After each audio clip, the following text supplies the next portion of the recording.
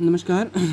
मैं self advocate Rohan Vikram गुरु और आज मैं आप सभी के सामने एक बहुत इंपॉर्टेंट टॉपिक के बारे में बात करने जा रहा हूँ।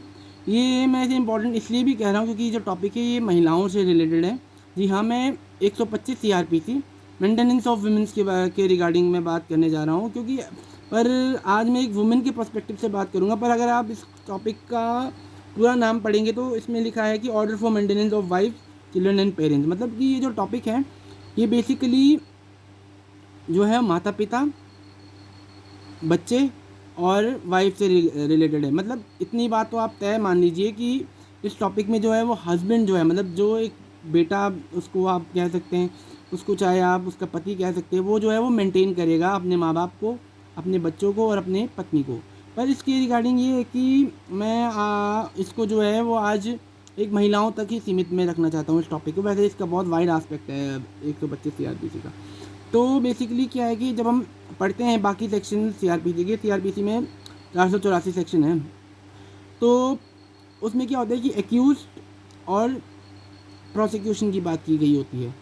तो पर जब हम चैप्टर 9 के बारे में इस पर्टिकुलर इस टॉपिक के बारे में बात करेंगे तो इसमें क्या है कि एक्यूज और प्रोसिक्यूशन नहीं है, इसमें है रिस्पोंडेंट एंड पटिशनर। अगर हम उसको हिंदी में कहेंगे तो याची और प्रतिहर्ती, जिसको हम हिंदी में कहेंगे।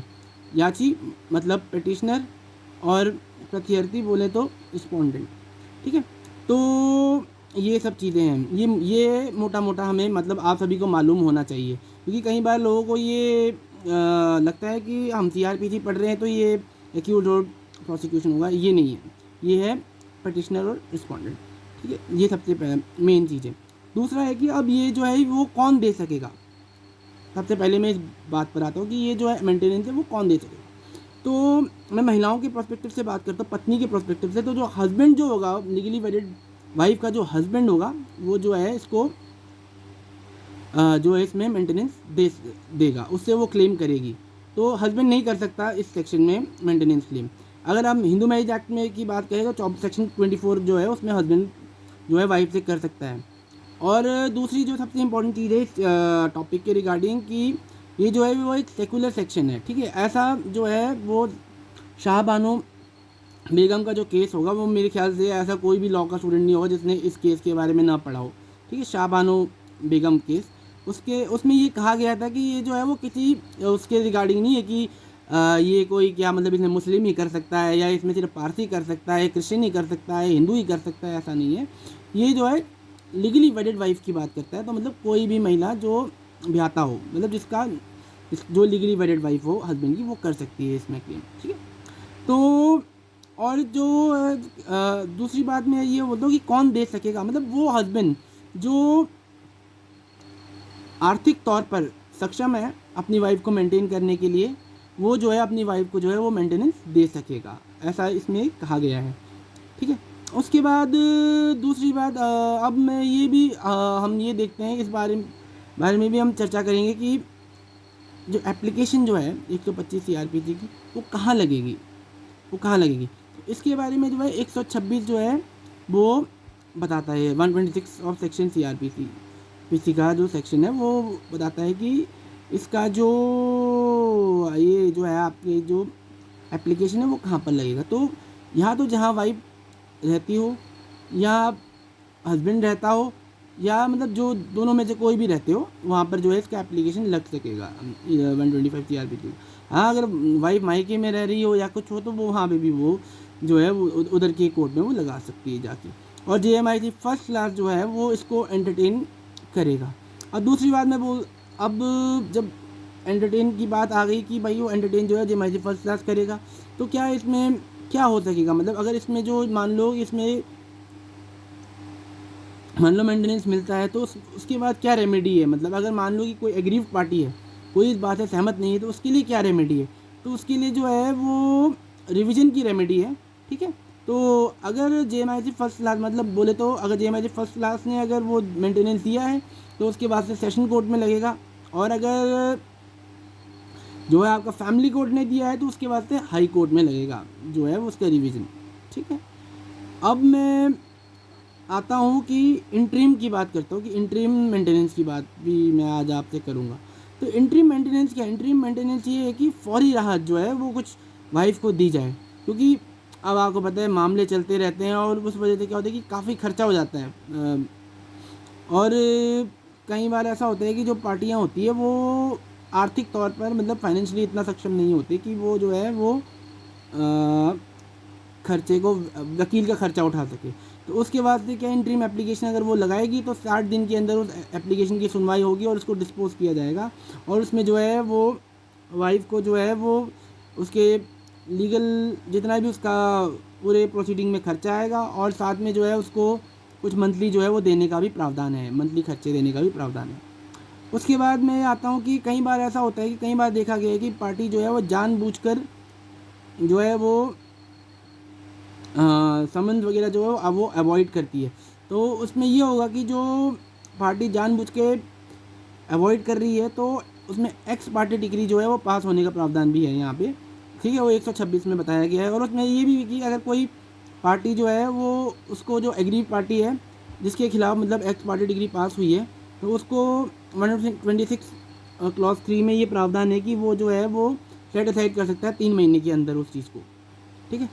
तो यही है मतलब मोटा मोटा इस चीज़ के बारे में। अब मैं आता हूँ कि रिगार्डिंग कि आपके जो मेंटेनेंस है उसको आप जो है वो इन्फोर्स कब तक करा सकते हैं। तो मान लो जैसे आपको मेंटेनेंस मिला, तो मेंटेनेंस मिलने के 1 साल के अंदर अंदर जो है वो मेंटेनेंस की जो डिक्री है वो आप इन्फोर्स करा सकते हो, ठीक है। उसके बाद मैं आता हूँ कि रिगार्डिंग कि कुछ ऐसे केसेस भी हैं जिसमें जो है वो महिलाएं जो है वो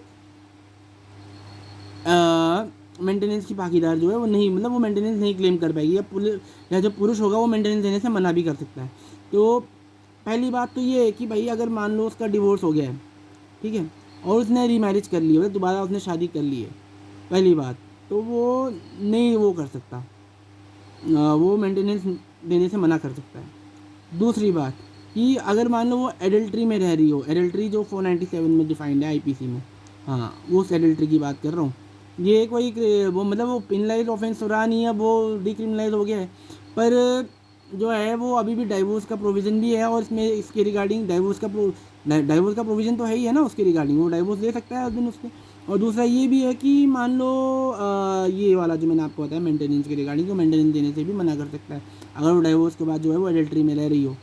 और तीसरा ही बात जो मैं इसमें ये देखता हूँ कि कई बार ऐसा होता है कि आफ्टर डाइवोर्स की क्या होता है कि वाइफ जो है वो ठीक ठाक मतलब वो अपना स्टैंड लेती है और वो अपना कमाने धमाने लग पड़ती है जो भी है। तो उसकी रिगार्डिंग ये है कि फिर भी जो है 127 में एप्लीकेशन लगा के जो है वो ये बोल सकता है कि भाई जी ये जज साहब ये जो है वो औरत जो है वो अब कमा रही है और इसको जो है अब मेंटेनेंस की ज़रूरत नहीं है।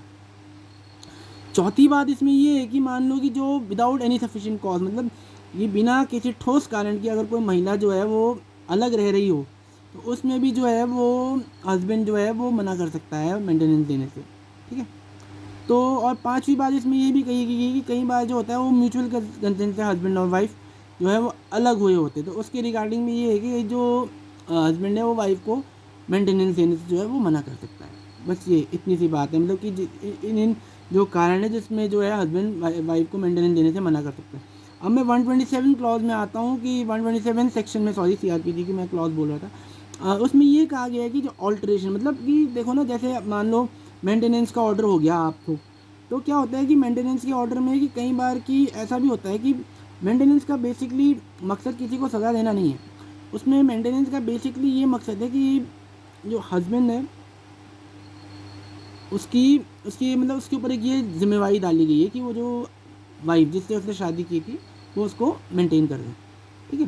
इसको किसी को सज़ा देना इसका मकसद है भी नहीं, तभी उसने पेटिशनर रिस्पोंडेंट का बताया, वरना हते हम इसमें एक्यूज और प्रोसिक्यूशन में बना बोल भी हम ये भी उसका होता अगर मान लो उसको क्रिमिनलाइज करना होता है इस चीज़ को।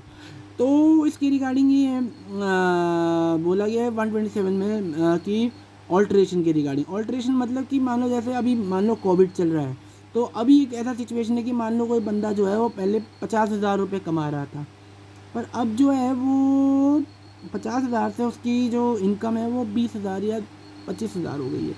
और तो उसमें कोर्ट का एक कोई ऑर्डर आया, सपोज़ मैं बता रहा हूँ कि कोर्ट की कोई डिक्री आई, उसमें उसको कहा गया कि आप 15,000 रुपये देंगे, जब मतलब वो 50,000 रुपये बंदा कमा रहा है। अब वो भाई वो 20,000 रुपये कमा रहा है या 25,000, अब भाई वो कैसे 15,000 देगा बंदा, ठीक है। तो इसमें क्या है, वो ऑल्ट्रेशन कर सकता है और वो ये कह सकता है कि भाई जैसे साहब मेरी जो इनकम है वो कम हो गई है, तो इसकी वजह से मैं अब मैं 10 या 15,000 जितना मैं पहले दे रहा था वो मैं नहीं दे पाऊँगा, उसकी जगह आप जो है वो 7 या 8,000 रुपये जो है वो आप इसके वो कर दो, 7 या 8,000 रुपये कर दो आप ना। अब उसको 15,000 में या 12,000 जो मैं पहले दे रहा था उसमें इसको मत रखो, क्योंकि अब जो मेरी इनकम है वो कम हो गई है, ठीक है। तो और इसकी जो लास्ट सेक्शन में 128 में आता है, 128 में बेसिकली इसमें ये कहा गया है कि जो इसकी इन्फोर्समेंट की तो मैंने आपको बताई थी कि 1 साल के अंदर इन्फोर्स कर सकते हैं, और मतलब कोई मैजिस्ट्रेट जिसका जुरिडिक्शन ना भी हो ना इसको एंटिटी, मतलब कि वो उस न्यायालय ने वो पास ना कि किसी और न्यायालय ने किया हो, पर जो है वो न्यायालय जो है वो इस डिग्री को जो है वो इन्फोर्स कर सकता है, ऐसा 128 बोल रहा है कि आप न्यायालय के थ्रू, किसी भी न्यायालय के थ्रू जो कॉम्पिटेंट हो उस एप्लीकेशन को एंटरटेन करने के लिए, उसके बाद जाके आप जो है वो डिग्री को इन्फोर्स करा सकते हैं। ऐसा नहीं होगा कि उसी न्यायालय ने किया था तो वही इन्फोर्स करे, मतलब कोई किसी और न्यायालय जो कॉम्पिटेंट हो, मतलब कोई और मजिस्ट्रेट जो कॉम्पिटेंट हो किसी और टेरिटोरियल जुरिडिक्शन में भी वो हो सकता है, वो जो है वो आपके डिक्री को जो वो इन्फोर्स करेगा, ऐसा 128 बोल रहा है। 127 क्या है, आपके ऑल्ट्रेशन की बात कर रहा है। 126 में क्या है, प्रोसीजर बताया, और 125 तो भाई वो फिर है ही है, उसमें तो जो वो मेन पूरे जो है वो जितने भी राइट्स वगैरह है वो उसमें दिए गए हैं, ठीक है। तो इसमें क्या है कि कैंसिलेशन भी हो सकता है, ऐसा नहीं है कि भाई अगर मान लो मजिस्ट्रेट ने पास कर ही दिया तो मान लो जो जुडिशल मजिस्ट्रेट फर्स्ट क्लास ने मान लो पास कर दिया है वो मेंटेनेंस की डिग्री, तो वो नहीं हो वो कैंसिल नहीं हो सकता, वो डिग्री जो है वो कैंसिल भी हो सकती है। उसके वास्ते मैंने आपको रीज़न तो सारे बता ही दिए हैं। तो बस आज के लिए इतना ही, थैंक यू सो मच, फिर मिलते हैं।